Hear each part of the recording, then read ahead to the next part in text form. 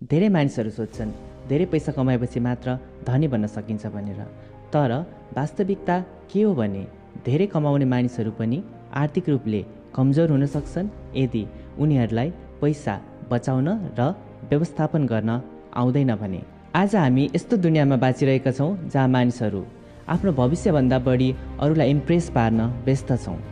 महँगो phone, branded कपडा, unnecessary खर्च, तर सेभिङ्स, इमर्जेन्सी फन्ड, इन्भेस्टमेन्ट, तर सोसियल मिडियामा कसैले पनि देखाउँदैन कि उनीहरूको ब्याङ्क एकाउन्टमा कति सेभिङ्स छ, कति देब छ र यदि इमर्जेन्सी आएको कन्डिसनमा कति दिनसम्म टिक्न सक्छ भनेर।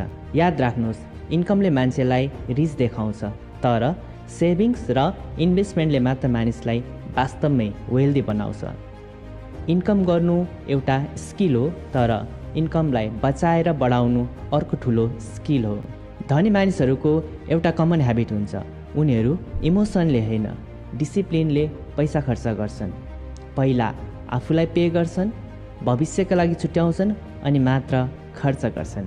यदि तपाईँ साँच्चै फाइनेन्सियली स्ट्रङ बन्न चाहनुहुन्छ भने आजैबाट एउटा ह्याबिट सुरु गर्नुहोस्, सानो भए पनि कन्सिस्टेन्ट सेभिङ। किनकि भविष्य बनाउन ठुलो इन्कम मात्रै होइन, सही मनी ह्याबिट्स हुन पनि त्यत्तिकै आवश्यक छ। यदि तपाईँ जीवनमा साँच्चै सफल बन्न चाहनुहुन्छ भने आजैदेखि यी केही बानीहरू छाड्न सुरु गर्नुहोस्।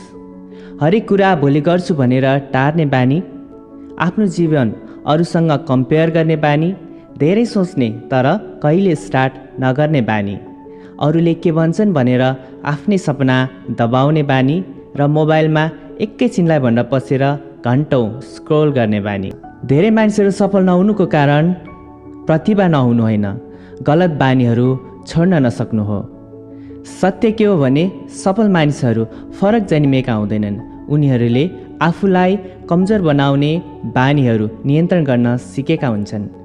जब तपाईँ समयको मूल्य बुझ्न थाल्नुहुन्छ, एक्सक्युजेस भन्दा एक्सन लिन स्टार्ट गर्नुहुन्छ, डिस्ट्र्याक्सन भन्दा आफ्नो लक्ष्यलाई प्राथमिकता दिन थाल्नुहुन्छ, हो त्यही दिनबाट तपाईँको जीवन परिवर्तन हुन सुरु गर्दछ। किनकि कहिलेकाहीँ जीवन बदल्न ठुलो अवसर होइन, सानो अनुशासन नै काफी हुन्छ।